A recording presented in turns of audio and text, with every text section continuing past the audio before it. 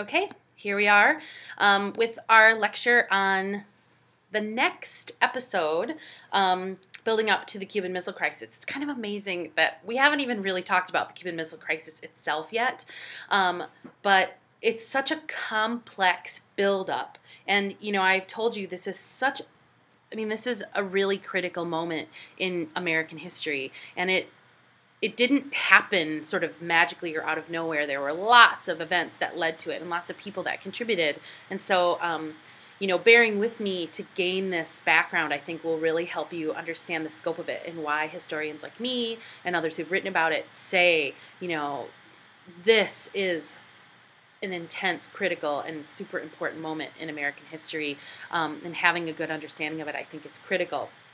So having said that, let's talk about the Bay of Pigs. Let me explain to you what it was, and then at the end of this lecture there is a film segment that you should watch that will, again, give additional background on the events. So I want to start right where I left off in the last lecture, which is with this photograph of these men, which is a group of men who were among Kennedy's Joint Chiefs of Staff. So I've already mentioned the Joint Chiefs of Staff are the highest military advisors to the president. And the Joint Chiefs of Staff were a collection of men who were appointed by all of the different branches of the U.S. military. And Kennedy is going to have a very troubled relationship. By many accounts, the relationship between Kennedy and the Joint Chiefs of Staff was challenging. You know, many of these men are going to outlive Kennedy even in the White House. I mean, many of them stay in their positions even after the Kennedy assassination, and are in fact some of the men who essentially run the Vietnam War. So these guys, in a lot of senses, have even a longer lasting impact on American history, and yet they're people that, you know, many Americans know very little about. But their influence in the Kennedy White House, and in all White Houses, frankly, is really quite critical. And at this point, it's sort of important to understand that there were kind of two schools of thought during the Cold War. I've already talked about how, you know, you couldn't get elected as a president, or, you know, even as, you know, a school board member, you know, if you were soft on communism. I mean, being hard on communism and sort of an intense anti-communist was extremely important, and not being hard on communism could get you in a lot of trouble, actually, especially in the 1950s during the McCarthy scare. People were blacklisted, even just for the sort of suspicion that they were soft on communism. But keep in mind, even after McCarthy leaves power and dies, and he's a memory, there is still this aura of suspicion of anyone who isn't extremely sort of tough on communism. But in a military sense, you know, these Joint Chiefs of Staff were representative of one side of this two-sided coin. And that's where we get to this hawks and doves concept in American politics. You know, hawks and doves, still today, you could use the term hawks and doves and apply it to American political and military life. But during the Cold War, the notion of hawks and doves was extremely important. And basically what a hawk versus a dove was, hawks were people who were like the hawk, you know, very sort of intense, fierce anti-communist. A hawk was someone who believed in direct military action, in confronting the communists. You know, you guys learned earlier about how Douglas MacArthur wanted to lay down a permanent nuclear belt, and essentially wanted to wipe North Korea off the map using nuclear weapons. That is an incredibly hawkish position. Now, he lost his job because not because of his hawkish position, but because Truman decided to take a somewhat less hawkish position, and MacArthur spoke out against him, basically kind of calling him a wimp, and he lost his job. But the flip side of being a hawk was being a dove. And as the 1960s wear on, the sort of peace, anti-war movement, that sort of all starts to build, and people begin to rebel against this notion of like direct military action and, intense, confrontation of the enemy. And think about, especially when we start talking about the 1960s in our next unit a little bit more, it's important to be thinking about the baby boomers. Kids born after 1946, between 46 and I think the year is 46 to 52. By 1960, these people are starting to develop a political conscience. If you were born in 46, you're starting to vote in the early 1960s, vote in national elections. And so your political conscience is becoming, increasingly more aroused. And people are, when they're young, they do tend to see things slightly different, perhaps, than the older generation. But with the baby boom, this was an enormous generation. This was the largest generation that Americans had ever seen. And so this conflict between this hawkish attitude and this more dovish approach of saying, maybe there are diplomatic ways, maybe we should, be more peaceful, sort of, give peace a chance, that whole attitude comes in direct conflict. But the Joint Chiefs of Staff were absolutely representative of that older generation, that hawkish, Cold Warrior generation. But think about the situation Kennedy's in. He cannot get elected if he's not a hawk. And Kennedy was a hawk. I certainly don't want to suggest that Kennedy was anything except, a fierce anti-communist. He, absolutely was. Everyone in his administration was. But he is identified in some ways with this younger generation. Again, he's a young president. And the Joint Chiefs, again, see him as somewhat soft. And this soft approach comes into play with the Bay of Pigs. The Bay of Pigs was a planned invasion that actually had been planned during the Eisenhower administration. Now, they were, like I mentioned before, trying to assassinate Castro using all kinds of sort of insane ideas.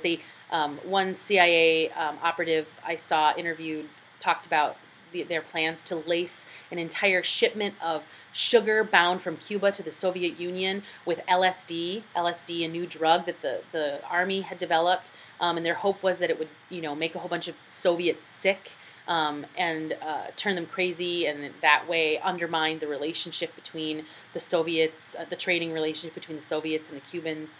Ultimately, the CIA operative said they chose not to do it, which I think was a good call, but just think about that. That was sort of what was being discussed at the time. But it wasn't just assassination of Castro. There were also plans to actually forcibly take back the island of Cuba.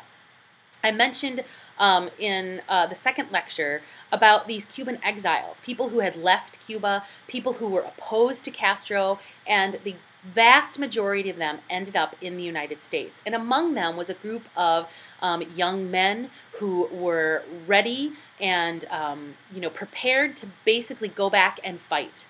And so the U.S. military and the CIA worked to pull a group of, I don't want to give you an exact number because I don't have it in front of me, but it was well over 1,000 of these young warriors, essentially, these young men who were ready to fight.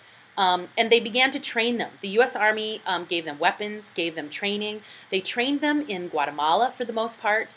And the plan was, and again, like I said, this plan had been in place during the Eisenhower administration. The plan was to use these exiles to invade the island of Cuba. The map that you're looking at right now is a map that shows you some of these locations. In Guatemala, you can see where it says British Honduras. There were boats that were launched out of Guatemala. There were fighters launched out of Guatemala and up through the Yucatan on boats to land. And if you look where that dashed line hits Cuba, it says right there, the Bay of Pigs, or Bay of Pigs. That was the bay. That was the landing spot. So these military men, the Joint Chiefs, bring this plan to Kennedy, and they say, here's our plan. We're going to go in, guns blazing. And basically what they believed would happen is these guys would land in Cuba. They would essentially cross the mountains. In central Cuba, there is a mountain range, and a lot of people living up in those hills, rural areas, they believed they could get those people to join them in their fight against Castro. And then ultimately across that mountain range to Havana, where they would overthrow the Castro regime and they would put in place a new government and all would be well. So that was the plan. And they brought it to Kennedy and they said, here's our plan, no problem, everything's going to be fine. But, Kennedy knew that it's not okay for one country to go in and essentially overthrow the government of another country. You may not like another country, you may think their policies are terrible, but if they aren't directly threatening you, international law prevails upon nations not to go in and try to overthrow the legitimate leader of a country. And for the United States, a country that was, kind of always talking about democracy and always talking about, kind of being an example to the world, for us to have gone in publicly and overthrown the Cuban government, the international community would not have supported that. It would have made us look like bullies. It would have made us look like, we think we can just sort of take over whoever we want. And Kennedy feared the reaction of the international community if the U.S. was seen as unilaterally going in and just sort of like overthrowing the Cuban government. So Kennedy said, okay, I'll support this, but you need to pull back. You need to pull back on some of your air support. And basically he wanted this fighting force to be kind of on their own so that the United States would have what's called plausible deniability. If there aren't any American airplanes flying over at the time and, shooting guns at the fighters, the Castro fighters, then the U.S. can essentially kind of say, oh, we didn't know anything about it. It's called plausible deniability. And we could sort of deny our involvement. So that's what they did. So they pulled back a lot of the support that the U.S. government was like the military support, and they sent in these, and you're going to get the exact numbers. Be paying attention when you're watching the film because it'll actually tell you the exact number of fighters that fought and were ultimately captured in the Bay of Pigs. But they sent them across, and very quickly, they were completely dominated by Castro's forces. Castro pulled every gun and every tank and he basically brought the entire Cuban military to bear on this like 1,300 or 1,400 exile fighters. And he just crushed them. Every single one of them was either killed or was captured by the Castro regime. And it was, this is a photo you're looking at of some of those that were captured after the Bay of Pigs invasion. And again, think about this. This is Kennedy's spring. He had just been inaugurated in January. He'd been elected in November, inaugurated in January of '61, and this is April. This is the first major military action that the Kennedy administration took, and it was a disaster.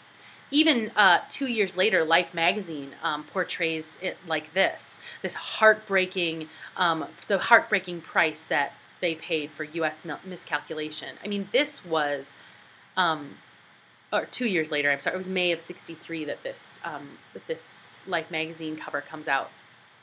But it was an incredible embarrassment. As a matter of fact, this political cartoon showed up in American newspapers showing Cuba as this cigar exploding in Kennedy's face. And again, think about the allusion that this is making to the exploding cigars and Castro. Just an absolute mess. And Kennedy is, frankly, enraged. He is enraged at his Joint Chiefs. He feels that they lied to him. He felt that they essentially gave him bad advice. And now he's got this huge embarrassment because, here's this young president who is trying to be tough on communism, and all of a sudden he has this huge international catastrophe on his hands. And also, Castro is enraged because he sees For the first time in clear black and white, the United States has plans to overthrow his government. And it shouldn't surprise us that not long after this attempted coup, in which the United States trained and equipped and launched an attack against Cuba with an intent to overthrow the Cuban government, we should not be surprised then that it was not long after this that Castro called up the Soviet Union and said, maybe it wouldn't be a bad idea if we had some of those nuclear weapons on our island. As a matter of fact, according to Castro's interviews that he's done recently in the last 15 to 20 years, he actually begged Khrushchev to send him nuclear weapons because he felt that he was not only personally in danger, but and that the United States government wanted to kill him, which they obviously did, but that his entire government was in threat, and that if he did not do something to protect himself, that they in fact would overthrow him, that he would be killed.